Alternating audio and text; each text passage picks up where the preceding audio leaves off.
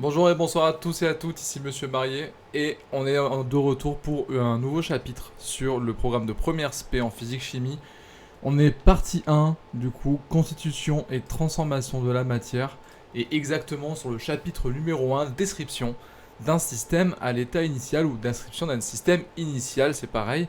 On du coup s'intéresse à la partie chimie du programme, c'est certainement la partie par laquelle vous avez commencé parce que c'est la partie la plus importante en termes de volume horaire du programme. Elle correspond entre 55 et 60% du programme.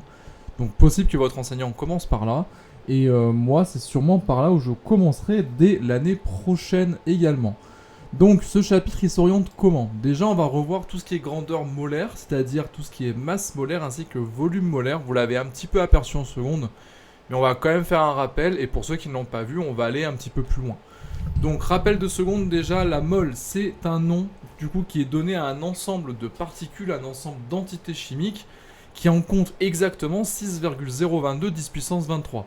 Ce chiffre, il n'est pas pris au hasard, c'est une constante qu'on appelle constante d'Avogadro qui se note grand N indice grand A et qui correspond du coup à un nombre très particulier. C'est une constante qui est super importante, qui sera toujours rappelée dans les devoirs parce qu'on a à cœur de vous donner le bon nombre de décimales. Ça, on le verra pour les chiffres significatifs, ou si vous voulez vous avancer, il y a une vidéo à ce sujet consacrée sur ma chaîne. Et cette constante, du coup, s'exprime dans une unité bien particulière aussi, c'est les moles moins 1. Ça veut dire qu'il y a 6,022 10 puissance 23 entités chimiques par mol, et le par mol, c'est pareil que mol moins 1. La masse molaire d'une espèce chimique, qu'est-ce que c'est? Si je prends du coup une mole d'une espèce chimique et que je le mets dans un récipient et ensuite sur une balance, j'aurais préalablement taré ce récipient, et bien la masse que je vais obtenir, c'est exactement ce qu'on appelle la masse molaire. La masse molaire d'une espèce, en gros, c'est la masse qu'aurait une mole de cette entité chimique, de cet ion, de cet atome, de cette molécule. Ok. Si cette espèce chimique est un atome, à ce moment-là, je vais dire que la masse molaire associée est une masse molaire atomique. Et pour la retrouver, c'est simple. Je vais sur le tableau périodique des éléments et je regarde la case qui est associée. Si je prends par exemple, je sais pas, carbone, eh bien je vais à la case du coup du carbone, je regarde que c'est 12,0, eh bien 12,0 c'est la masse molaire dite atomique de l'atome de carbone. Si cette espèce par contre est une molécule, à ce moment-là on ne le trouvera pas dans le tableau périodique des éléments. Je vous rappelle que ce tableau ne référence que les atomes, que les éléments, mais ne référence pas les molécules qui sont une association du coup de ces éléments ou de ces atomes. Pour trouver la masse molaire moléculaire d'une espèce du coup de type molécule, eh bien il va falloir que j'identifie tous les atomes qui sont présents dans cette molécule et que je fasse la somme de toute leur masse molaire atomique. Par exemple, si je fais celle du méthane, CH4, je sais que j'ai un carbone et 4 hydrogènes, et bien à ce moment-là, je vais ajouter celle du carbone, 12, plus 12,0 plus 4 fois celle de l'hydrogène, 1,00, et à ce moment-là, du coup, ça me fait 12 plus 4 fois 1, donc 12 plus 4, 16,0 grammes par mol. Pour une petite application, afin de vous faire appliquer et de vous faire vous exercer à ce que je viens de dire, je vous laisse faire celle de l'eau. Donc l'eau c'est H2O, souvenez-vous. Je vous laisse l'exprimer puis la calculer. Ça veut dire que je veux d'abord une formule littérale puis un résultat chiffré avec l'unité qui va derrière. La masse molaire c'est une grandeur qui est aussi calculable à partir de la masse d'une seule entité chimique. Et à ce moment-là, vu que je sais que dans un ensemble, il y en a exactement 6,029 10 puissance 23, je n'ai qu'à multiplier ce nombre par la masse d'une entité. C'est simple, et en seconde, on avait vu ça comment? On avait pris un ensemble de choses, par exemple, je sais pas, un pack d'eau. Donc les eaux en général sont par bouteille de 6, enfin par groupe de 6 bouteilles. Après qu'elles fassent 50 centilitres, 1 litre ou 1 litre 5, on s'en fout. Le but du jeu est d'avoir un pack. Si une bouteille fait 1 kg, par exemple, et j'ai un pack de 6, eh bien je vais multiplier le nombre de constituants dans l'ensemble. L'ensemble il est constitué de 6 constituants. Eh bien je vais faire 6 fois la masse d'un seul, donc 6 fois 1 kg, 6 kg. Ça c'est quelque chose que tout le monde est capable de comprendre. Maintenant, il faut transposer ça à la mole. Et vu que la mole, il y a 6,022 10 puissance 23 entités, soit Na, eh bien je vais multiplier la masse d'une seule entité fois le nombre qu'il y a dans l'ensemble, c'est-à-dire Na. Et donc je vais faire la masse de l'un fois Na pour avoir la masse molaire de l'ensemble.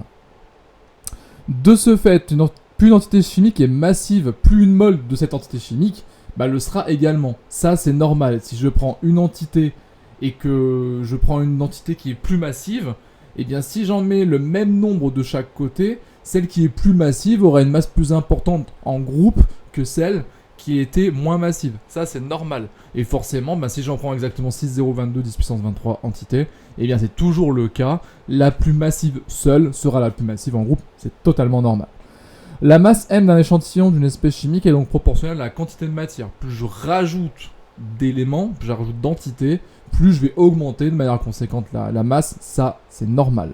Et donc cette masse de l'ensemble, c'est égal à la masse molaire fois la quantité de matière en mol. Ça, donc petit m est égal à n fois grand M. Vous pouvez l'encadrer en rouge et marquer à retenir par cœur jusqu'en terminale, parce que cette formule-là sera le précurseur de n'importe quel exo de chimie au bac. Et ça, je veux vraiment que vous l'ayez bien compris. Application, exprimer puis calculer la quantité de matière d'un échantillon contenant 12 g de carbone 12, et on vous donne du coup la masse molaire du carbone 12 comme étant égale à 12,0 g par mol. Vous verrez que l'isotopie d'un élément et que la masse molaire de cet élément sont des fois intimement liés, mais ça, je vous ne spoil pas la suite, vous le découvrirez bien assez tôt. Petit b, volume molaire, donc on avait vu la masse molaire, maintenant on voit le volume molaire, et ça s'apparente plutôt pour des gaz. Je vous rappelle qu'un gaz, du coup, c'est un état de la matière où les particules sont plutôt très espacées, désordonnées entre elles, et forcément, si elles sont très espacées entre elles, eh bien, vous avez beaucoup de volume occupé. Cependant, plus un gaz contient de particules, et plus forcément, si elles doivent être espacées entre elles, ce volume occupé sera important. À pression équivalente, attention. On peut dire du coup que la quantité de matière N et le volume V sont liés par un coefficient de proportionnalité. Ce coefficient de proportionnalité, on l'a appelé volume molaire, Vm. Du coup, on peut tirer la formule toute simple que V est égal à N fois Vm, ou que N est égal à V sur Vm, comme vous voulez. Les deux formules seront à appliquer, et j'espère que vous l'apprendrez par cœur. Petite application, du coup, un gaz a un volume molaire de 20 litres par mol. Attention, le volume molaire, c'est en litres par mol et pas en mol par litre. Attention de ne pas confondre avec la concentration en quantité, qu'on reverra juste après. Donc 20 litres par mol pour le gaz en tant que volume molaire. Il occupe un volume de 10 litres exprimé, donc formule littérale, puis calculé, valeur chiffrée, la quantité de matière petit n. On peut déterminer une quantité de matière à partir de plusieurs choses, du coup, à partir de sa masse, par exemple la masse de l'échantillon. À ce moment-là, du coup, on va reprendre la formule de tout à l'heure et on va dire que petit n est égal à la masse divisée par la masse molaire. On peut aussi l'avoir à partir d'un volume, et à ce moment-là, on prend la formule juste avant qu'on a vu que le volume molaire et petit n est égal à V sur Vm. Ça, c'est les deux moyens principaux de trouver la quantité de matière à partir de la masse ou du volume d'un échantillon. D'ailleurs, on va faire pas mal d'exos qui seront applicatifs de ces deux formules-là. Elles doivent être maîtrisées, et j'aurai à cœur de vous les faire vous entraîner là-dessus. Petit c, à partir d'une concentration en masse, je vous rappelle que la concentration en masse, c'est une grandeur qui rend compte de la masse présente d'un soluté dans un volume bien précis d'un solvant. Ok, ça on l'a fait pas mal de fois en seconde, on va le refaire pas mal de fois en première, vous allez le refaire pas mal de fois en terminale. La concentration en masse, du coup, M sur V, c'est super important, grammes par litre, l'unité de la concentration en masse, et vous devez absolument le maîtriser. Application, exprimer puis calculer, alors là c'est la masse, pas la quantité de matière. Exprimer puis calculer la masse de NaCl dans une solution de concentration en masse Cm est égale à 5 g par litre et de volume 500 ml. Je vous laisse faire l'application, toutes ces applications-là seront corrigées en cours, je les corrigerai pas en vidéo, et ceux du coup qui ne sont pas mes élèves et qui tombent sur cette vidéo par hasard, n'hésitez pas à m'envoyer un MP, et à ce moment-là je vous répondrai bien entendu. Enfin un MP avec votre solution, et je vous répondrai si c'est juste ou pas. Pas déconner non plus. À partir d'une concentration en quantité, pareillement, je vous rappelle que du coup, petit m et petit n sont les deux différences entre ces deux formules-là. Ça veut dire que je peux aisément passer de petit n à petit m via la masse molaire. Et bien, vous verrez l'année prochaine aussi qu'on peut passer de petit c de c à cm par la masse molaire également, mais vous verrez qu'il y a une formule qui est assez simple. La concentration en quantité, qu'est-ce que c'est ? Eh bien, c'est la même chose que la concentration en masse. On va rendre compte d'une quantité de matière présente d'un soluté dans un volume bien précis de solvant, tout simplement. Exprimer puis calculer la quantité de matière de NaCl dans une solution de concentration en quantité C est égal à 2,5 mol par litre et de volume 4 litres. Je vous laisse faire l'application. Encore une fois, c'est très direct et on s'entraînera énormément là-dessus. Ça, c'est quelque chose qui doit être maîtrisé pour la première, mais aussi non seulement pour le bac. 3. Caractériser des solutions. On peut les caractériser d'une première manière en première spécialité par sa couleur. Donc la couleur, qu'est-ce que c'est? On a vu un petit peu en seconde, on va revoir ça en première. La solution, on dit qu'elle est colorée si elle absorbe une ou plusieurs radiations dans le visible. Donc si j'absorbe par exemple du vert, je vais commencer à présenter une couleur. Attention par contre, c'est pas aussi simple que ça, c'est pas parce que j'absorbe du vert que je serai vert. On va voir ça juste après. Pour être transparente, pour n'avoir aucune couleur, du coup la solution ne présente aucune couleur, elle est incolore. D'ailleurs, on devrait dire plutôt incolore que transparente si elle n'absorbe aucune radiation dans le visible. Et à ce moment-là, vous apparaissez sans couleur comme l'eau par exemple. Voilà. L'eau n'absorbe aucune radiation dans le visible, donc elle est incolore. Remarque, le domaine du visible s'étend environ en échelle de longueur d'onde de 400 à 800 nanomètres. Ça, c'est pour ceux qui avaient un doute à ce sujet. Donc, si vous avez une solution qui absorbe des couleurs, quelle est la couleur qui nous apparaît de la solution? Eh bien, en fait, c'est toute sauf celle qui a été absorbée. Par exemple, si j'absorbe du vert, ça veut dire que si j'envoie de la lumière blanche dans une solution, donc j'ai un petit schéma sur la diapo d'après, voilà. Donc ici, vous voyez que je mets une intensité incidente I0, donc une lumière blanche dans mon échantillon, dans ma cuve. Eh bien, ressortent de la cuve que les couleurs qui n'ont pas été absorbées. Ça veut dire que si jamais j'absorbe tout le domaine du visible, déjà, la solution va apparaître noire, parce qu'il n'y a plus de couleur. Mais si j'absorbe toutes les lumières du visible sauf le vert, eh bien à ce moment-là, je verrai du vert. Ok, parce que le vert est la seule couleur qui va arriver dans mon œil. Donc ça va stimuler mes photorécepteurs verts, et à ce moment-là, je verrai la solution verte. Ok, là c'est tout simple. Par exemple, si j'absorbe, j'absorbe tout et qu'il me ressort seulement, je sais pas, le rouge et le bleu, et bien à ce moment-là, le rouge et le bleu vont rentrer dans mon œil. Ça veut dire que je vais stimuler mes photorécepteurs rouges et bleus. Donc attention, là, c'est des récepteurs particuliers, ce sont les cônes qui sont dans l'œil. Ça, je vous ferai une petite explication si vous voulez en apprendre un peu plus. Mais du coup, le mélange du bleu et du rouge va me donner du magenta. Et le magenta, du coup, c'est la couleur que je vais ressentir en regardant la chose. Donc c'est une espèce de rose violet, si vous voulez, vraiment à mi-chemin entre le bleu et le rouge. Pour trouver du coup quelle est la couleur que je vais absorber en fonction de la couleur que je vois d'un objet, d'une solution, ou inversement, quelle est la couleur que je vais voir d'une solution en sachant la couleur qu'elle absorbe, eh bien il va falloir que je m'intéresse à la couleur qu'on dit complémentaire. C'est un terme qui est sorti du programme déjà depuis 2019, c'est ce qu'on apprenait avant, mais je vais quand même vous le donner, même si c'est hors programme. En gros, la couleur complémentaire d'une couleur considérée, c'est ce qu'il faut lui rajouter pour donner du blanc. Par exemple, si je prends, je sais pas, du orange, eh bien je sais qu'il me faut du bleu roi, et si je mets les deux ensemble, ça me redonne une lumière blanche, artificiellement. Attention, je parle pas de pigmentation comme au dessin. Si vous mélangez du jaune et du bleu, au dessin, ça me donne un truc différent. Alors que moi, si je mélange du jaune et du bleu en lumière, ça me donne une lumière blanche. Ok ? Donc c'est pas du tout pareil, attention. La couleur complémentaire, comment on la trouve? Eh bien, on va s'intéresser à quelque chose qui s'appelle l'étoile chromatique. C'est ce que je vous ai mis en document là juste à droite. Eh bien, il va falloir trouver la solution, enfin la couleur qui est absorbée ou la couleur qui est visible. Et pour trouver du coup la couleur complémentaire, on va traverser cette étoile chromatique ou ce cercle chromatique, ça dépend comment elle est présentée. Des fois c'est une étoile, des fois c'est un cercle. Là, je mets un cercle. Mais il va falloir du coup traverser par le centre et trouver la couleur qui est diamétralement opposée. Donc par exemple, si j'ai une solution qui est rouge, on regarde le rouge à 700 nanomètres, et bien si je traverse mon étoile chromatique, on apparaît sur le cyan, et donc le cyan est la couleur complémentaire. C'est-à-dire que si ma solution absorbe dans le rouge, à ce moment-là, j'aurai une couleur de solution qui est le cyan, tout simplement. Donc par exemple le sulfate de cuivre, qui est apparemment bleu ciel, cyan, et bien il absorbera majoritairement dans le rouge. Et pourtant, j'ai pas fait d'analyse spectroscopique pour ça. En parlant de spectrophotométrie. Alors, on va s'intéresser seulement à l'UV visible pour cette année. On verra d'autres spectroscopies plus tard, comme l'infrarouge par exemple. C'est une méthode d'analyse qui est non destructive. Ça veut dire que je récupère l'échantillon à la fin. Je mets mon échantillon dans une cuve et je vais récupérer ma cuve dans un échantillon qui sont aucunement dégradés. C'est vachement intéressant parce que par rapport à votre test d'identification des ions que vous avez fait en seconde, ou par rapport à la chromatographie sur couche mince, eh bien l'échantillon que vous mettez sur votre plaque ou que vous mettez à réagir avec les autres ions, eh bien cet échantillon vous ne pouvez pas récupérer, il est détruit par la manip, en fait il va être consommé. Et forcément, vous pouvez pas le récupérer. Là, ici, avec la spectroscopie, vous pouvez récupérer l'échantillon, c'est ça qui est vachement important.